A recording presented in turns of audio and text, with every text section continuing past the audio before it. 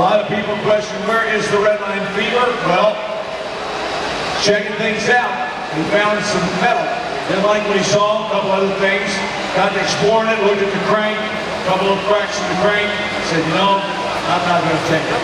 So, we already had this dinner too, but comes a long way. This actually should have rained this afternoon.